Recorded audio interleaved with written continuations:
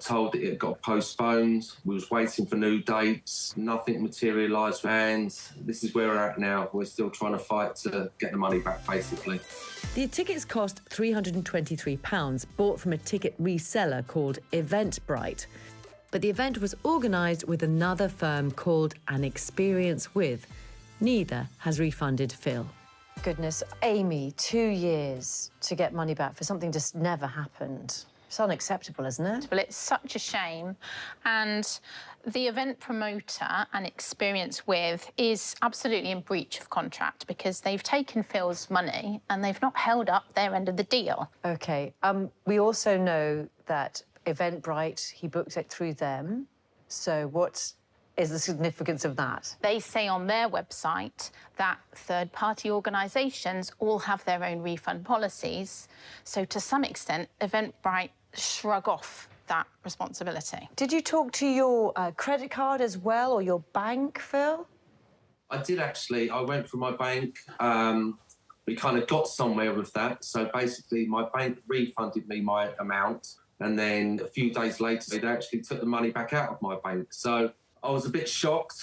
So you briefly had it back from the bank. What do you make of that, Amy? Everybody's trying to claw this money back from somebody else. I think Phil did absolutely the right thing to talk to the bank, and I think there's a case for Phil to actually make a formal complaint to the bank. So I would log a formal complaint and consider taking it to the Financial Ombudsman Service if you don't get reimbursed by the bank. OK, so Eventbrite, which you booked the tickets through, said that under its policies, organisers of the postponed event must provide a new date within 90 days of the postponement, after which they've got to honour refund requests for 45 days and until the event is rescheduled. But, as we know, the organisers An Experience With didn't do that.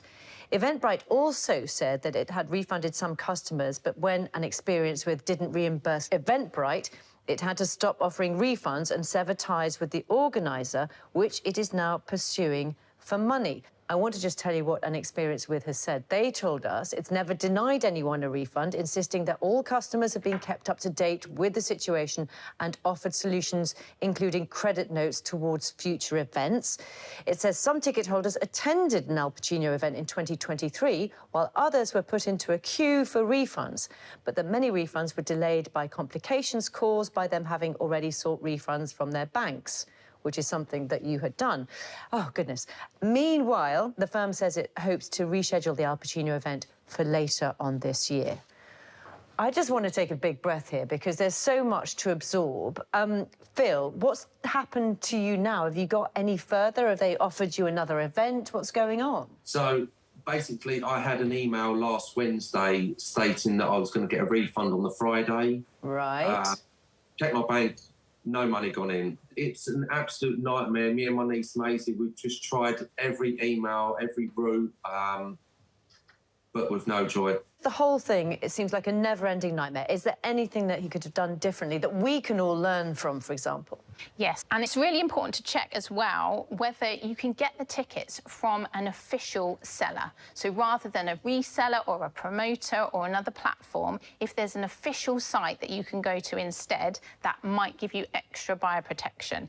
And there's an organisation called STAR, that stands for the Society of Ticket Agents and Retailers. Now, I did check, and An Experience With will be, you won't be surprised to hear, they are not members. Right. But that's another vote of confidence. If you're buying tickets and the organisation is a member of STAR, STAR can step in and fight your corner if there is a dispute. Phil, there is hope. There are still things you can do, so very good luck. And as you say, Amy, go and try the Financial Ombudsman Service. Thank you for bringing us your story as well. Thank you ever so much. Thanks, Amy. We caught up with Phil some weeks later, and his refund was yet to arrive. He's now considering taking those extra steps to get his money back.